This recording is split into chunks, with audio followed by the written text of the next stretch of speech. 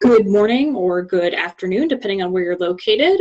My name is Liz Treadwell, and we will get the webinar here started just momentarily. We'll give everyone just a bit longer to join.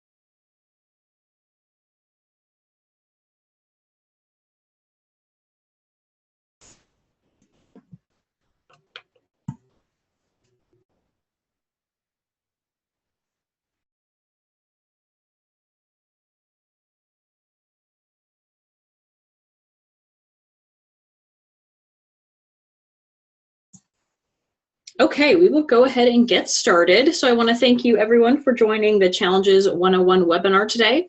My name is Liz Treadwell, and I am one of the project managers with the Challenge Success team at Herox.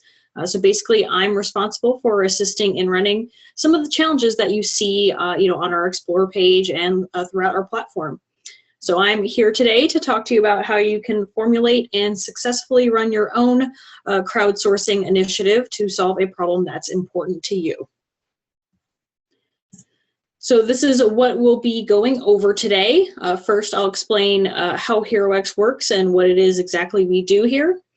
Then we'll go into a high-level overview of the different aspects that make up a challenge or a crowdsourcing initiative, which will then lead us into a more detailed look at preparing for your challenge and what's involved in each stage of that. After that, I'll give you kind of an overview of the platform so you can see some of the features and functionalities that are available. We'll then wrap up with the Herox social media checklist to provide some information on community building. And then we will wrap up with any questions from you all. So you'll see on your little Zoom menu, depending on where it's located on your screen, that there's a little like a Q&A chat box. So you can pop questions in there throughout the webinar or just wait until the end when we go through them all. So let's jump right in. Starting here is the incentive prize model. So starting here on the left, Herox provides the platform for anyone to step up and take the initiative to solve a problem in their community or even the world and frame it into a competition for the crowd to solve. Next, the prize money and notoriety of winning motivate competitors to develop a solution and sometimes even build their own little community within your challenge. And then finally, you, the challenge creator, you only pay out the prize if the problem is actually solved. So someone actually meets the criteria that you were looking for, or at least gets as close as to you're happy with to actually award the prize. So if no one actually solves your problem or gives you what you were looking for, no one wins. So what's involved?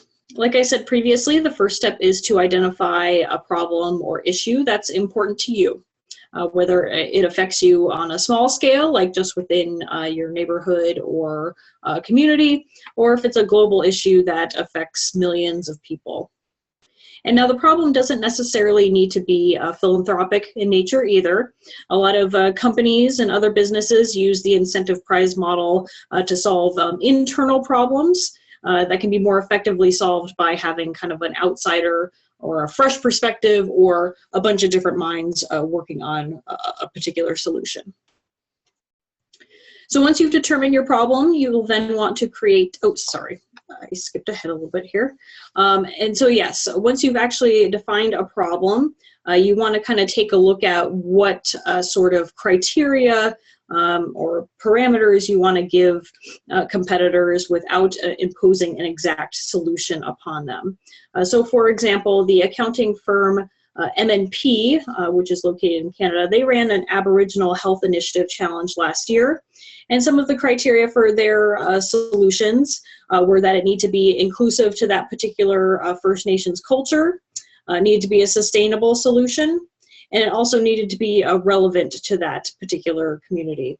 So you can see that they set a broad enough criteria that the potential solution had to address these things without boxing their competitors and stifling innovation. So just those kind of broad parameters for the challenge are really key, so people can kind of solve your problem without having to go a particular or prescribed route.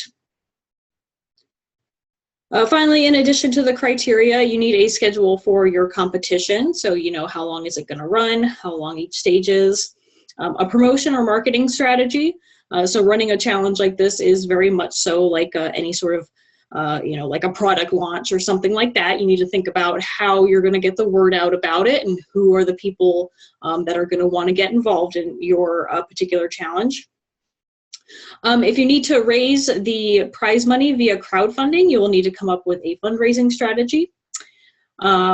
And then you will also want to think about the community of potential competitors you want to target. Like I kind of already mentioned in that promotion strategy, who's going to be most either qualified or, might have the skills or knowledge to solve your problem. And you want to really market to those people. Okay, so now that we've kind of gone over a very high level view, we'll dive into kind of the full challenge preparation process for a bit more detail. So first things first is the define phase, where you figure out what it is exactly you're trying to solve. This can be a relatively short phase depending on how broad or specific the particular problem is. And the desired outcome for this particular stage is your challenge area. So whether that be getting clean water to rural areas of Africa, or reducing the amount of pollution or crime or litter in your neighborhood. Just a few examples of that. Once you've determined your challenge topic area, you will then move into the explore phase. This stage isn't necessarily required, but it's typically a good idea to look at the problem landscape a little bit in a more detailed fashion, so you can get a real good look at the problem area, what's currently being done, what's not being done, what hasn't worked in the past, things like that.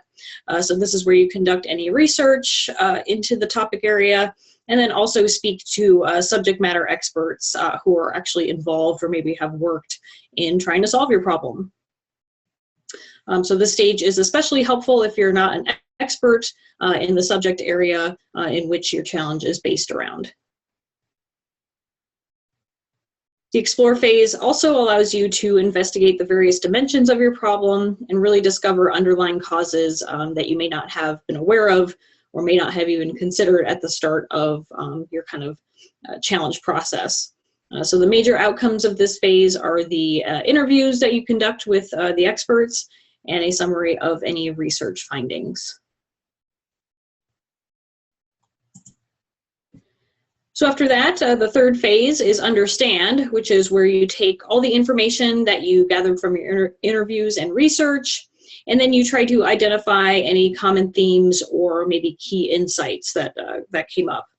Like I mentioned in the explore phase, this is where you'll start to realize any of those underlying issues to your problem that you may not have been aware of when you first started digging into the challenge area.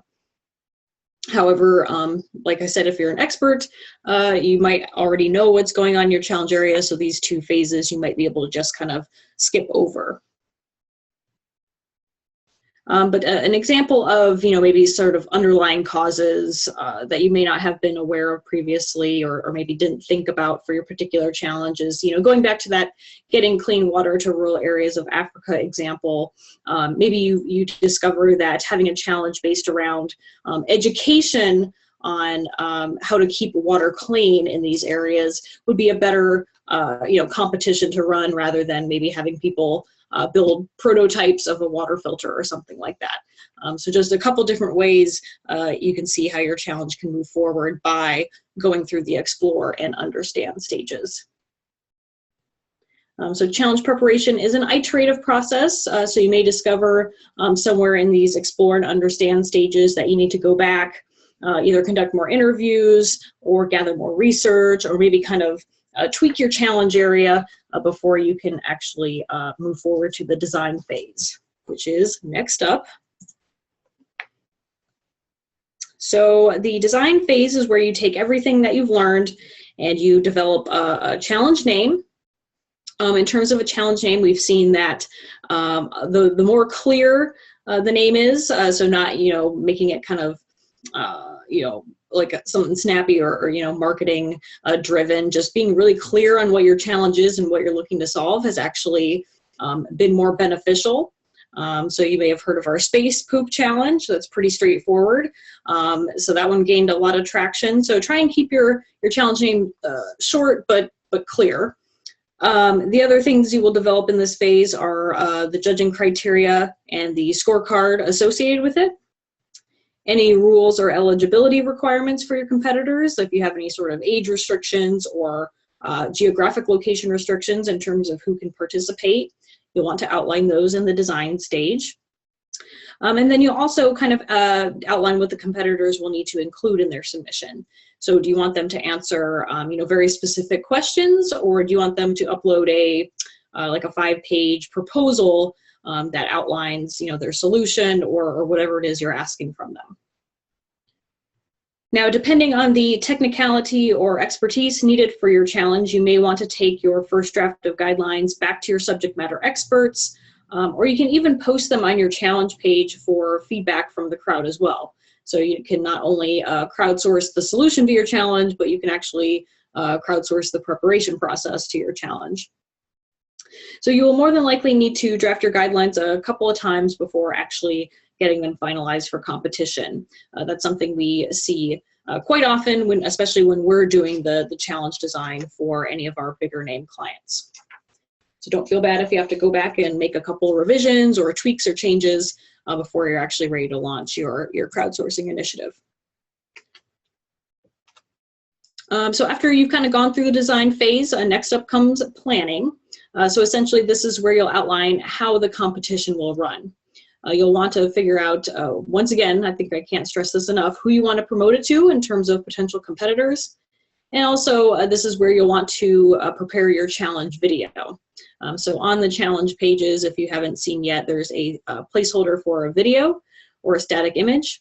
But it's not required or anything, but including a video on your challenge page, usually about 1 to 3 minutes long, is a really great way to communicate the emotion and motivation behind your challenge. Also kind of helps put a face to it as well. So a similar site to ours, Kickstarter, their popular crowdfunding website, they have published the statistics for their platform, and the campaigns that include a video are about 15% more likely to meet its funding goal. So you can kind of translate that over to your challenge as well. A challenge that has a video will have a slight edge in terms of either getting more signups or getting really good solutions. So however, if a video is not within your budget, that's perfectly fine. You can make it as simple as just like an iPhone video. Everyone has video on their cell phones now. Or you can just have a really beautiful static image with your challenge logo and just like really minimal text on it in place of a video. So you can kind of take a look at the Explore section of our website for examples of really nice looking challenge images. And then we even have a knowledge base on our site that you can go into and get some additional best practices for that as well. And then you can see the other outcomes like a marketing materials, press release is optional as well, so on and so forth for the plan stage. The final phase in the preparation process is the story stage. So this is where you'll craft the messaging for your challenge and kind of share the journey of how you got here with the crowd. You'll want to describe the importance of the subject area and also provide a sense of urgency on why it needs to be solved quickly or why it's important to solve just in general. This messaging is what you'll use not only within your challenge page itself, but also when you're promoting it to potential competitors, people to help you promote the challenge, blogs or other websites. And then if you're, once again, raising the prize money to any potential prize funders. Once again, you can review any of the challenges on our Explore section of our platform for some examples of, just good messaging. So a very common question I get from our clients is, what aspect of this challenge process is the most crucial to success? Well, I would say they're all technically important, and obviously a really appealing or popular challenge area is also helpful, or something silly like space poop too. But even without all that, the promotion strategy that you come up with in the plan stage and the messaging you develop in the story stage are really key to reaching the most amount of people and inspiring them to act and participate in your challenge. I've seen challenges in the past that kind of just relied on a couple of social media posts, here and there, and they just didn't get the results that they were looking for, obviously, because they didn't put behind the effort to really get the word out about it. So that's just you know, a little background information on, you know, how to help you know, truly make a successful challenge is, you know, make sure that you're targeting the right people and really being diligent about marketing it. And then, you know, you'll need to contact and reach out to people a few times before they will react. So, you know, just a few social media posts isn't going to reach enough people. Make sure you're really promoting the challenge quite often.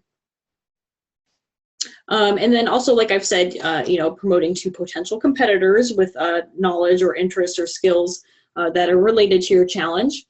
So to kind of give you some examples of, you know, what that's looked like on other competitions we've run, going back to MNP's Aboriginal Health Initiative Challenge, they reached out to people who are actually part of First Nations tribes.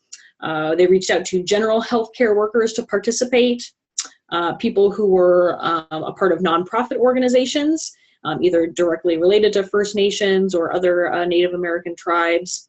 Also just philanthropic startups and entrepreneurs, you know, people who are just trying to help others. They encourage them to participate as well. And then another example, Integra Gold, which was a data, but also gold mining kind of related competition. They had participants that were geologists, data scientists and analysts, and then obviously actual gold miners.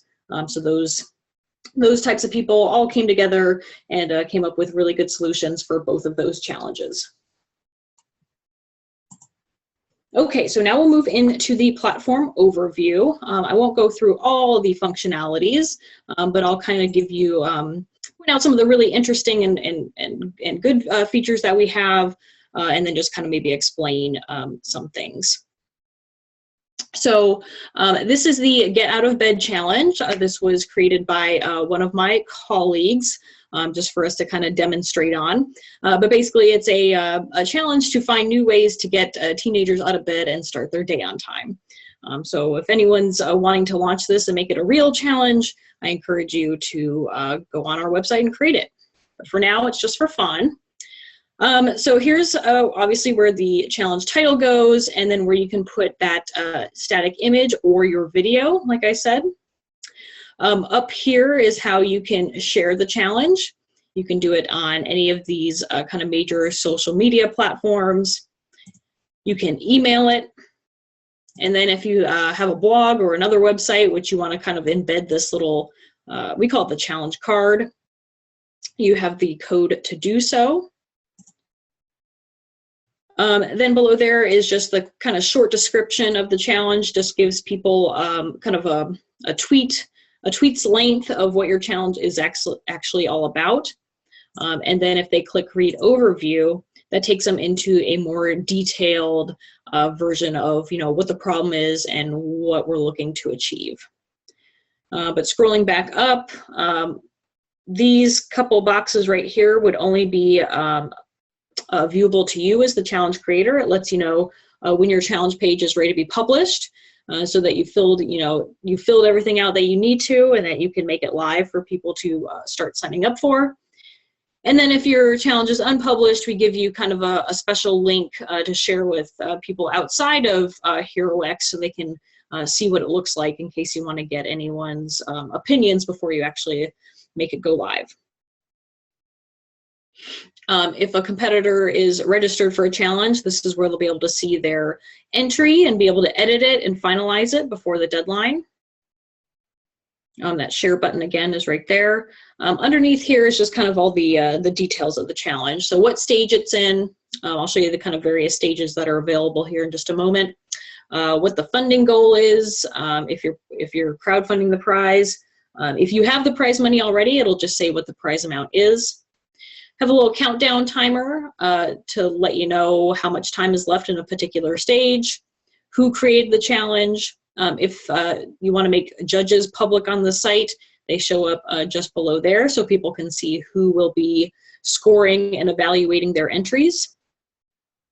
And then once again is just all the details for the challenge. So overview section is typically where we encourage people to kind of write brief text about the problem, any background information that people would find interesting or necessary.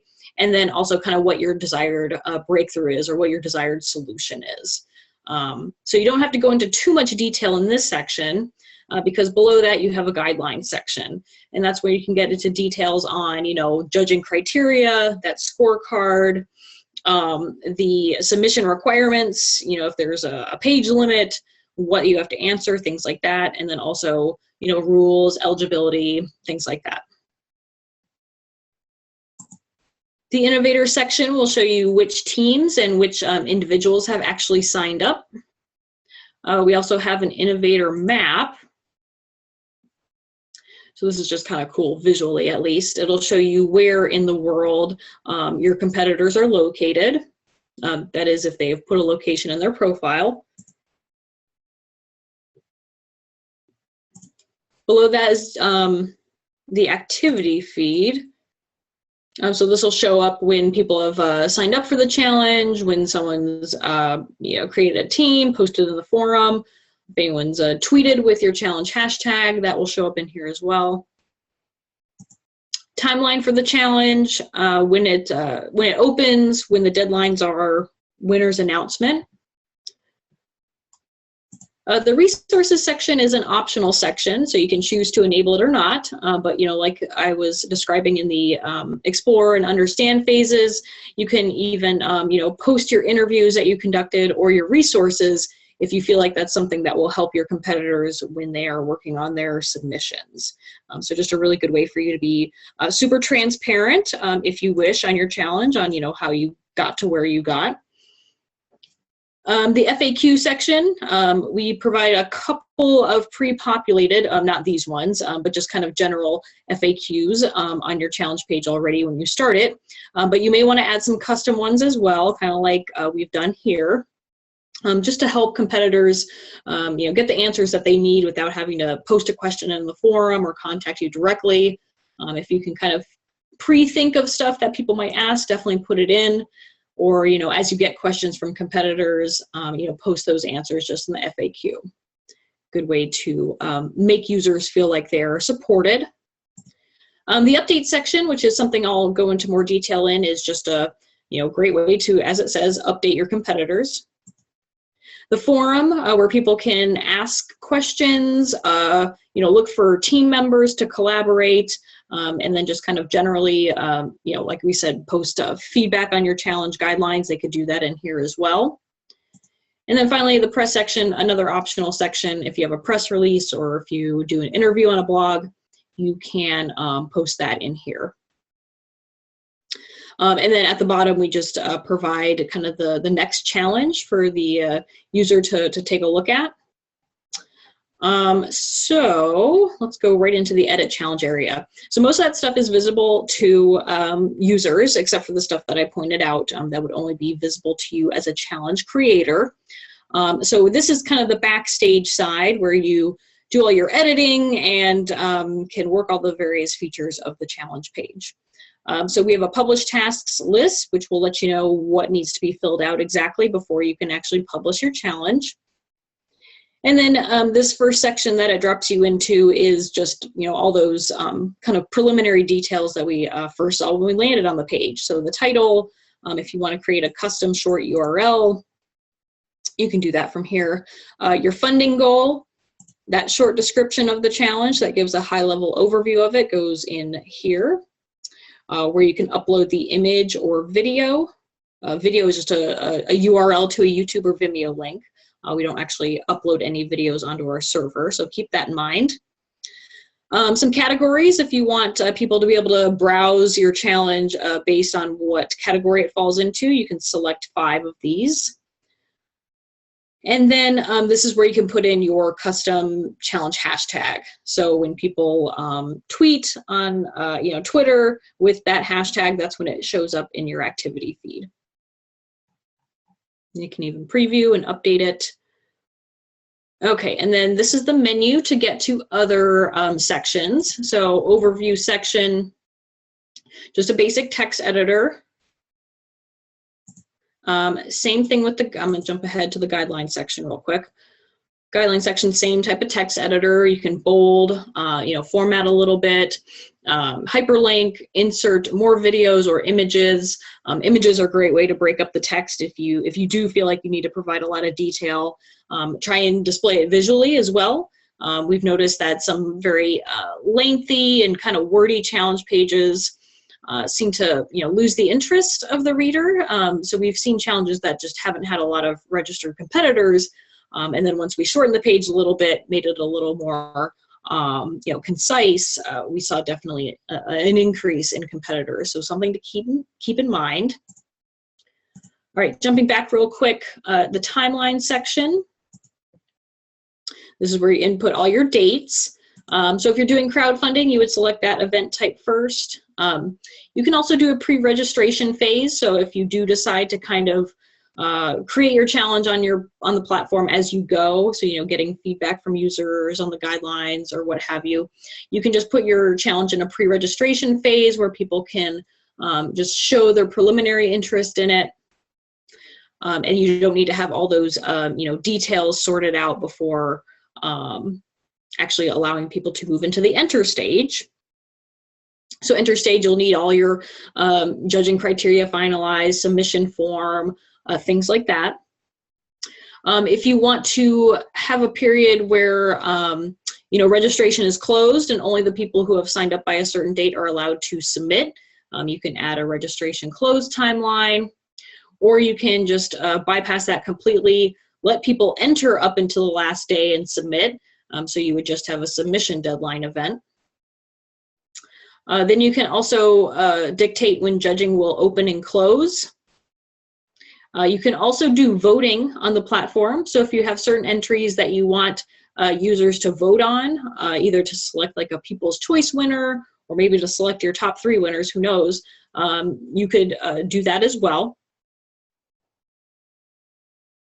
And then finally, you pick when you're gonna announce your winners.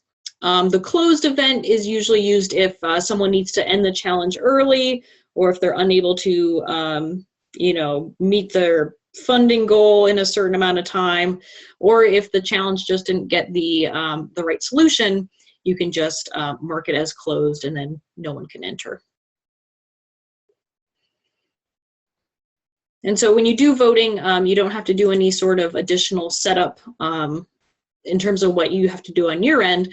Just add those events in there, and then the challenge page itself will automatically move into the voting stage and allow people to vote on the entries you have selected for voting, which I can show you how to do in just a moment as well.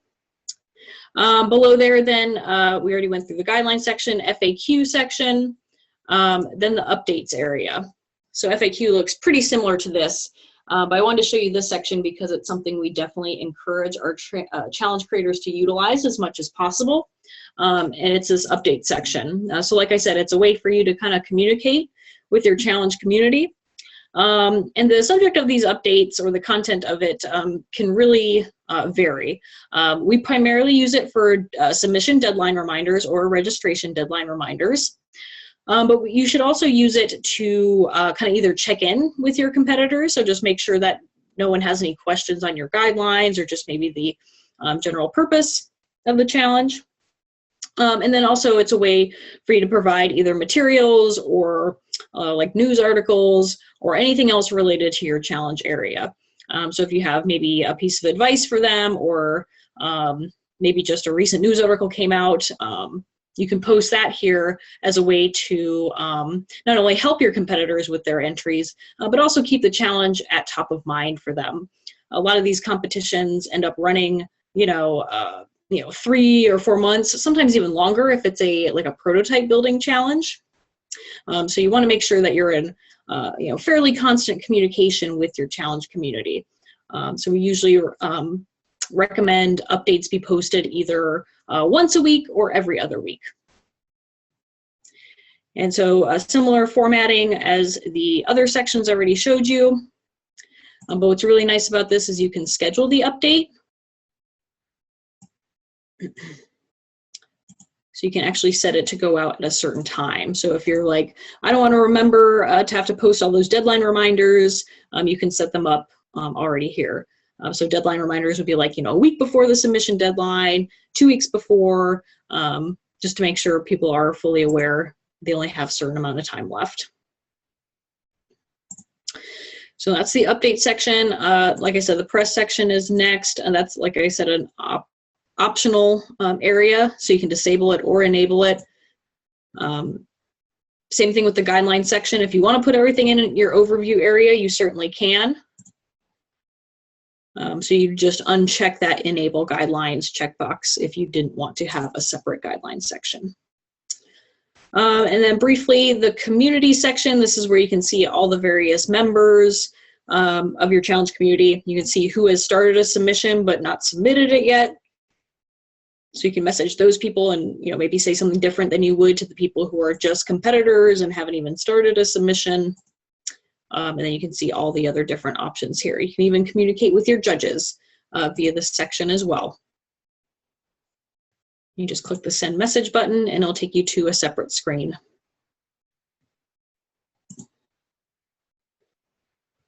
Oh, that took me all the way back. Okay, let me see if there's anything else I wanted to show in here. And then you can just see submission form where you put in the different fields, judging criteria, judging activities. This is just kind of an estimated timeline of when you would want to complete all the preparation for judges and things like that. And then the judges itself section is kind of cool because you can invite people who are not current Herox users by email. It'll send them an email to create an account. And then once they've created their account and they've accepted the non-disclosure agreement, and then it'll just add them to the challenge page for you. So the judge's NDA or non-disclosure agreement is just a very, very generic, very plain agreement, but basically just says that they won't share any of the information that they learn while evaluating your entries with anyone outside of the challenge. If you don't want an NDA, you can just, just delete all the text in here, and you can customize it as well if you want. And then the last two sections before I show you kind of the submissions dashboard. First is the metrics area. So once your challenge page has been published, you'll get to see all these different analytics associated with it. So how many page views you've had within a given time, the country of which visitors to your challenge page are from. Competitors' location is a little different. Those are the people who are actually signed up for your challenge. And then it takes the location they put in their Herox profile and dumps that in here. You can see submitters' entries. So, when people have submitted entries within a given time frame. Most challenges, I will say, most of the submitted entries come in usually about the last 48 to 24 hours before the submission deadline. So people like to procrastinate. So if you're not seeing, submissions flooding in even at the midpoint of your challenge, don't worry. A lot of them will end up in that last couple hours, surprisingly enough. Also great on this metrics section, if this challenge page was actually live and had traffic coming to it, we could see the source of which they found the challenge. So whether it was, from an email, someone emailed it to them, or maybe if you, had it posted on a blog, you could see if traffic was coming from there or Facebook, things like that. So it's a great way to be able to see kind of how your marketing strategies are working, if you should continue a certain route or maybe switch it up.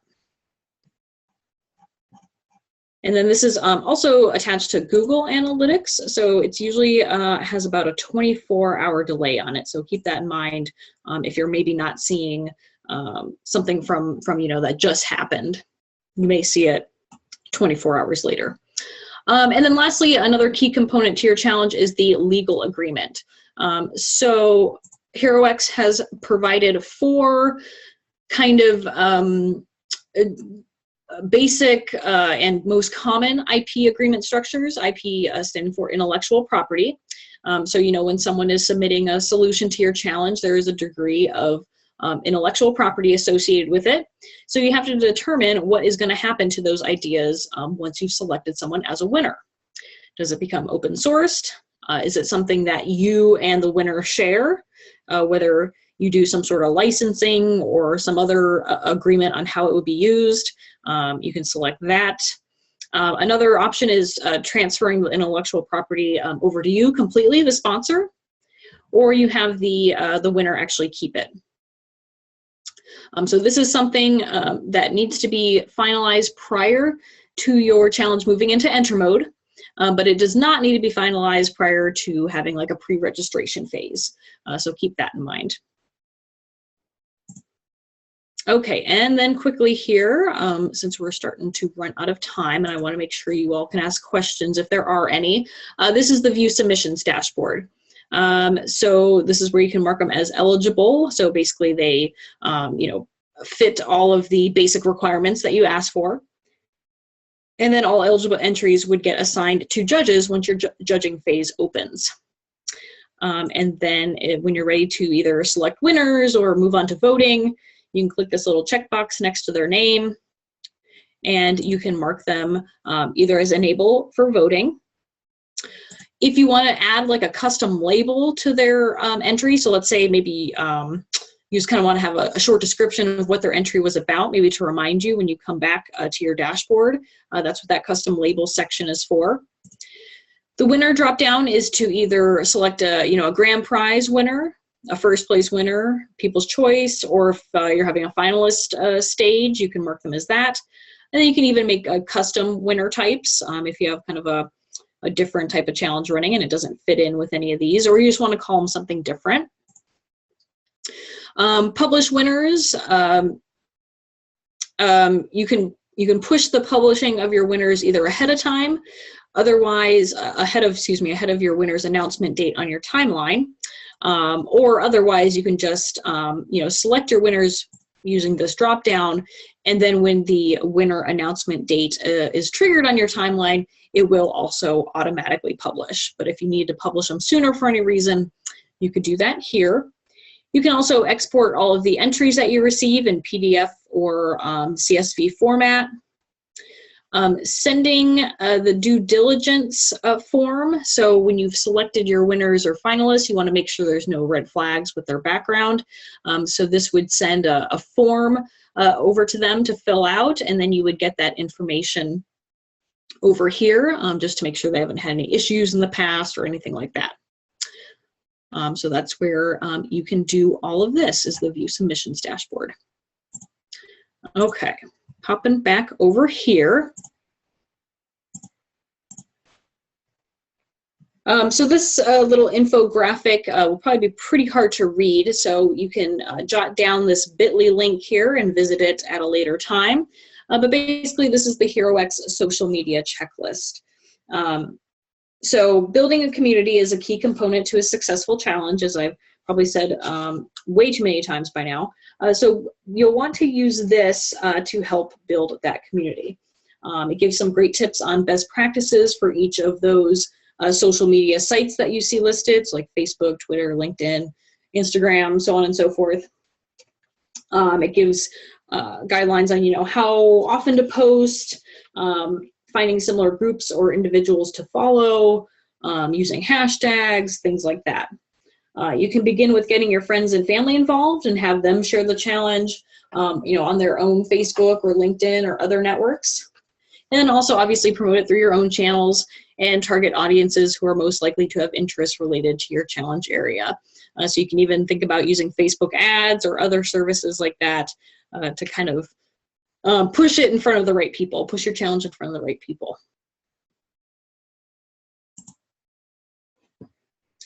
So we have some time left for questions. If you haven't put any into the chat already, we have a few minutes, about 5 minutes or so left, where you can jot some in. And then I can, of course, answer them. So I'll give you all a few minutes to do that. So if you've heard about Herox solely because of the Space Poop Challenge, which was picked up by quite a few media outlets, which was very exciting for us. There's also several other really great challenges going on right now. We have 3 that are kind of from our parent company, X Prize. X Prize is ran by Peter Diamandis, and he's kind of the more modern version of the crowdsourcing gosh, I don't even know what to call them, expert or thought leader, if you will. So XPRIZE is hosting 3 challenges on our site right now. One of them is a Women's Safety Wearable Technology Challenge. One of them has to do with water abundance or capturing water from the atmosphere. So that's kind of like a prototype building challenge. And then the other one has to do with an app building challenge in relation to a plethora of ocean data that's available. So they're looking for people to kind of build apps to turn that data into useful information. So it looks like we got a question in the QA. The question is, are the slides available for download? I will actually attach these in an email that will go out tomorrow. So you'll have a PDF of the slides. So yes, you will get a version of that as long as you registered with your email address. If you attended or not attended, an email will go out to you with the recording as well as a PDF of these slides. So yes, you will have access to those.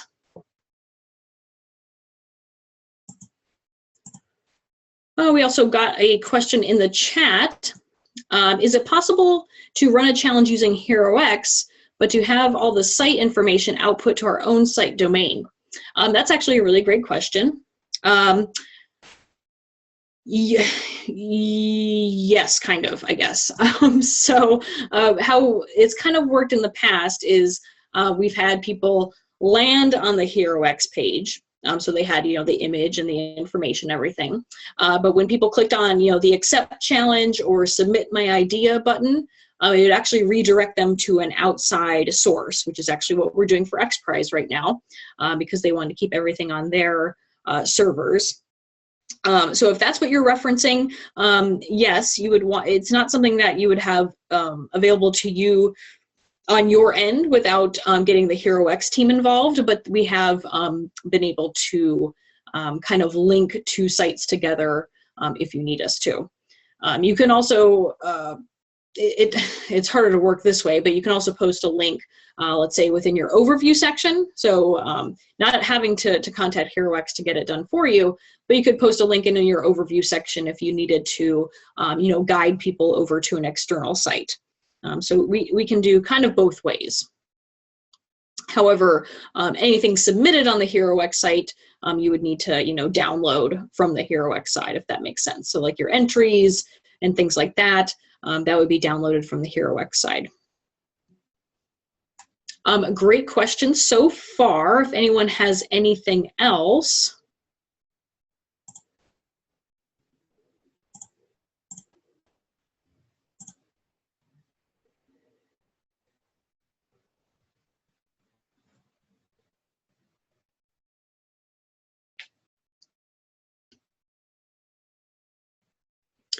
Okay, another great question. Is there an easy way within your site for an innovator to find a collaborator? So, if someone has one knowledge in one area, but they need help with the second half, yes, and we're working on improving that functionality, but for right now, the best way is for people to do that within the forum section. Another thing you could do, especially if you're referencing any of the challenges currently on our site, is to send a message to the challenge creator and have them post like an update or something like that, or send a message to the wider community saying that there's people who are looking for collaboration. That's another way as well. But I would probably, first stop would be the forum section to look for anyone to join a team or work on the submission with you. Otherwise, we are working on getting kind of a more general area for people to find other collaborators. So great question. Okay, we got one more in the chat and then one more in the QA. What does Herox do in terms of community outreach and engagement for clients? Sure. So we have a couple different services, and if you're interested in learning, maybe more details, I can certainly connect you with our possibilities or our sales team.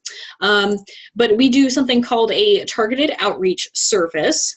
So basically, there's different tiers to this package. So depending on which one you purchase, we will build an initial list of X amount of people who are like I said many times today, have interests very similar or knowledge or skills that are either specifically related to your challenge area or maybe on a more broad scale. And then we do e-blasts out to that list. In addition, we have people called outreach specialists who do one-on-one email communication or social media group postings to areas, to organizations, networks, Facebook groups, LinkedIn groups that are similar to your challenge or would have people who would be qualified to solve it. So that's the targeted outreach service. We do kind of a community engagement service as well, where we'll kind of monitor your challenge page for you, answer questions when we can, forward any ones that we can't to you, and just kind of moderate the page, if you will. Let's see, was there another part to that question? No, engagement. Yeah, so that would be the outreach and engagement services that we provide. We also do social media postings. We're going to start probably kind of scaling back on that because we're trying to move forward to more original content for our social media, but we'll probably still be, kind of tangentially promoting challenges within that content. So I don't know what that's going to look like in the future, but for right now we do some social media posting as well for kind of another form of outreach. Okay, another question in the Q&A are there examples of Herox campaigns that have crowdfunded for the delivery of the service rather than limited to awarding the prize? That's a great question. We haven't had anyone actually do that yet, but it is something you can do. So you can crowdfund the prize amount first, and then maybe add a little more on top of that to pay for the operations. So either for the platform fee itself, which Herox, I believe, has taken off as something that you pay up front. Don't quote me on that. Otherwise, it's $99 just to host the challenge on the site, plus a percentage of the prize amount. Like I said, I'm not sure if they've changed it to where that fee is being paid up front or after the challenge closes, but you'll be able to obviously see that when you're working on the challenge page itself. But yes, then you can also decide to crowdfund your, if you decide to buy services from us, you can include that in your prize amount or your funding goal as well. We haven't had anyone actually do that yet, but we are hopeful for the future, so we shall see. Okay, great questions, everyone. So we're going to go ahead and wrap up, but I will provide a email address. Actually, I'll do that right here. So it's right there at the bottom. But first, if you're ready to solve or engage in one of our challenges, go to herox.com/explore. Or if you're ready to go out there and just start solving problems, you can go to herox.com/launch and kind of get started on your first challenge page. If you need to contact us, you can go to Herox, as you'll see in the lower left-hand corner here, herox.com/contact, or email gethelp@herox.com. The gethelp@herox.com does get forwarded to me directly. So if you have any questions about running your own challenge or even any technical issues, we're doing quite a few site layout redesigns. If you've been on our site recently, you may have noticed quite a few changes. So those are going to kind of continue. But if you run into any problems, feel free to contact either of those areas and we will help you out. So I want to thank you all again for joining the webinar today. Really great questions, and we look forward to seeing your challenges on our site in the future. Take care and have a great day.